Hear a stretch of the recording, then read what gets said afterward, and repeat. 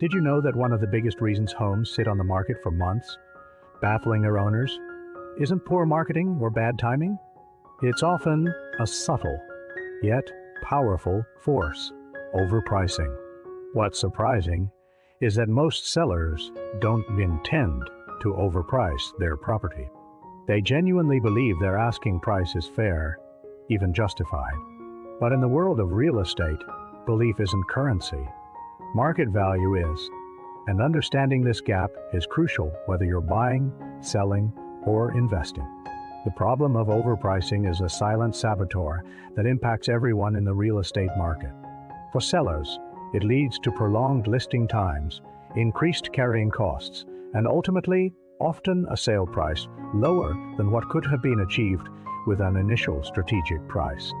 For first-time home buyers, it creates confusion and frustration, making it harder to find genuinely market-priced properties. For property investors, an overpriced asset means lost opportunity cost and a distorted view of market comparables.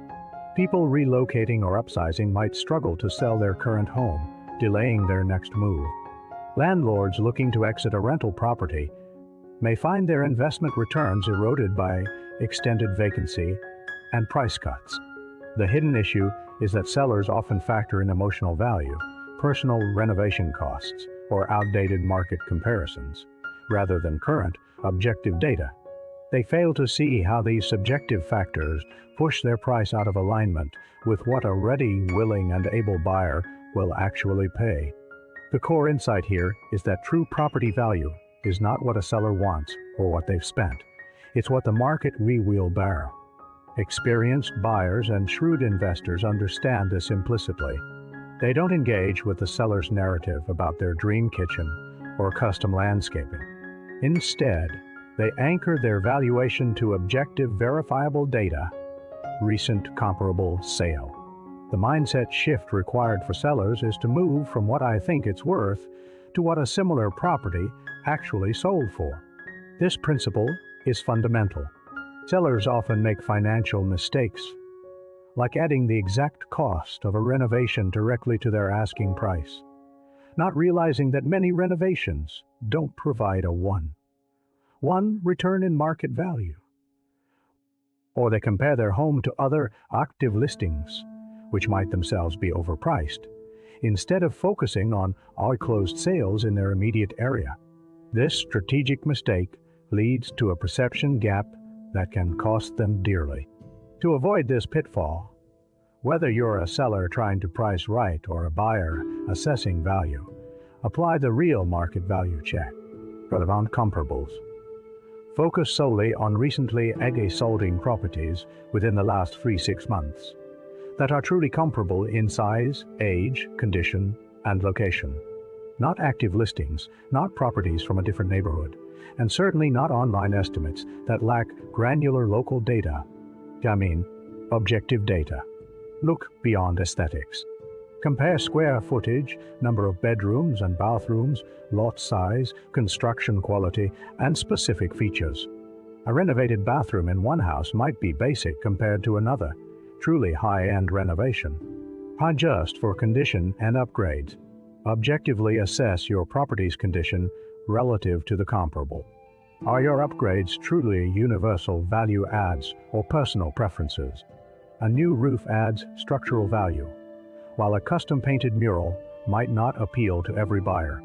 Subtract or add value based on these adjustments. Local market pulse. Understand the current market dynamics. Is it a buyer's or seller's market? How long are properties staying on the market? An oversupply of similar homes means a tighter pricing strategy is essential. This framework forces a data-driven approach, stripping away emotion and subjective assumption. Let's consider an investor who spent significantly upgrading a rental property. They invested $70,000 in high-end contemporary finishes, smart home tech, custom cabinetry, designer fixtures. They list it for $450,000, believing their investment justifies the price. A potential buyer, an astute first-time homeowner, applies the real framework. They find 3 similar homes sold in the past 2 months in the same suburb. Their average sale price was $390,000. These homes had solid, well-maintained, but standard finishes. While the investors' upgrades were nice, the local market ceiling for that property type was clearly around $400,000 for top-tier condition. The buyer recognizes that paying $450,000 means immediately overpaying by at least $50,000 based on true market comps, despite the appealing upgrade. The investor's modern marvel property then sits on the market, gathering dust, eventually leading to a price reduction closer to $400,000, but with the added cost of holding the property for several extra months. Understanding how sellers overprice and how to identify it is critical for long-term wealth building through real estate. For sellers, pricing a property correctly from day one means a faster sale, minimizing carrying costs, and freeing up capital sooner for your next strategic move, whether that's another investment or a personal home upgrade. This strategic fluidity accelerates your wealth accumulation trajectory. For buyers and investors, recognizing an overpriced asset means you avoid entering a deal at a disadvantage. Paying market value, or ideally below, provides a stronger foundation for equity growth over time. It protects your capital, maximizes your leverage potential, and ensures your property appreciation is based on a realistic entry point, not an inflated one. Consistently making data-driven pricing decisions, whether buying or selling, is a cornerstone of building a resilient and profitable real estate portfolio. The truth about property value isn't found in a seller's hope or a buyer's desire, but in the cold, hard data of comparable sales. Sellers often overprice not out of malice, but out of a human tendency to value their own efforts and attachments. As smart real estate participants, whether you're selling a cherished home or evaluating your next investment, your power lies in objective analysis. Arm yourself with data. Understand the real market value check. Make your decisions based on facts, not feelings. This approach isn't about getting a steal.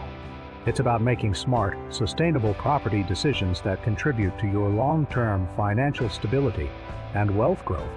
If you want to continue building wealth strategically through real estate, make sure you subscribe to Keystone Property Advisors for more practical insight.